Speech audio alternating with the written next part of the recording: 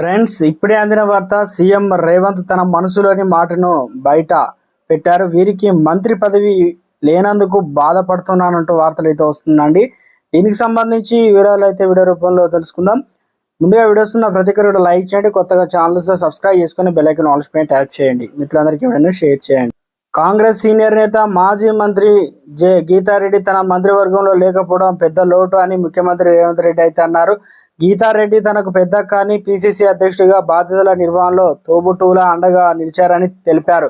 ప్రధానంగా PCC working ప్రెసిడెంట్గా ఆమె క్రియాశీలక పాత్ర పోషించారని పేర్కొన్నారు. కాంగ్రెస్ ప్రతిపక్షంలో ఉన్న సమయంలో అనారోగ్యాన్ని సైతం లెక్క చేయకుండా గీతారెడ్డి చేపట్టిన ఆందోళన కార్యక్రమాలు పార్టీ మరింత బలోపేతం చేశాయని కొనియాడారు. గీతారెడ్డి పార్టీ ఇన్ఛార్జిగా నిర్వహించినటువంటి నల్గొండ జిల్లాలో అత్యధిక సీట్లు కాంగ్రెస్కు దక్కడమే ఇందుకు నిదర్శనమన్నారు. తాను సోనియా గాంధీని కలిసిన ప్రతిసారి గీతారెడ్డి ఎలా ఉన్నారంటూ అడుగుతారని తెలిపారు. సామాజిక ఉద్యమకారిణి మాజీ ఎమ్మెల్యే ఈశ్వరబాయ్ 33వ వర్ధంతి సభను తెలంగాణ భాషా సంస్కృతి శాఖ ఆధ్వర్యంలో రవీంద్ర భారతిలో శనివారం నిర్వహించారు. కార్యక్రమానికి సీఎం రేవంత్ రెడ్డి హాజరై ఈమె గురించి అయితే మొత్తానికి అయితే మాట్లాడడం తెలంగాణలో మరోసారి చర్చనీయాంశంగా అయితే మారింది.